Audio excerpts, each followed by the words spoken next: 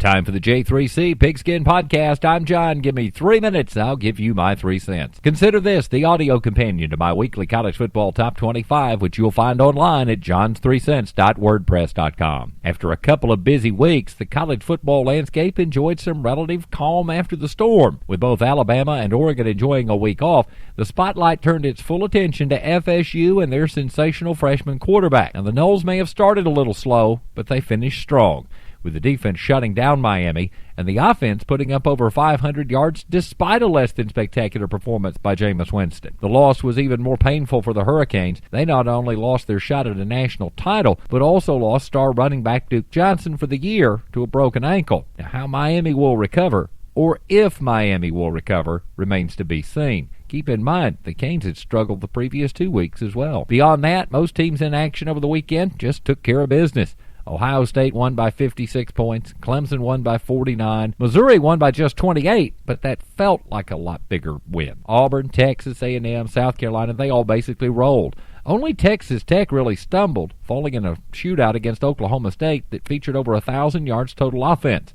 Now, sure, there were a couple of close calls. Minnesota barely survived. Notre Dame and Navy was close. But overall, a very status quo weekend for top teams. Georgia Tech did manage to get themselves bowl eligible, beating Pitt and removing some of the drama from their upcoming schedule against Georgia and Clemson.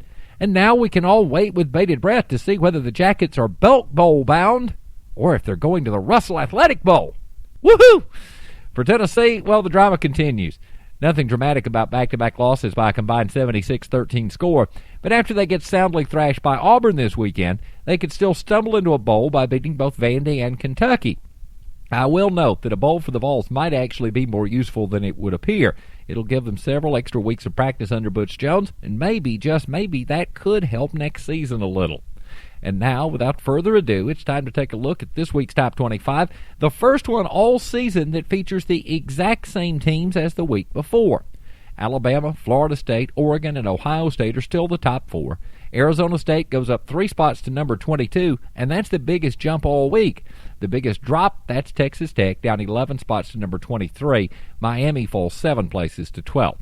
Of course, you can see the entire Top 25 every week just by hitting the blog at johns3cents.wordpress.com. Looking ahead to the upcoming weekend, things really get interesting on Thursday night as Oregon visits Stanford and Baylor welcomes Oklahoma. Then on Saturday, there's LSU at Alabama in prime time. Outside those Top 25 matchups, BYU at Wisconsin might get interesting, whereas the rest of the schedule, honestly, just looks like a lot of blowouts. I'm John, and that's my 3 cents.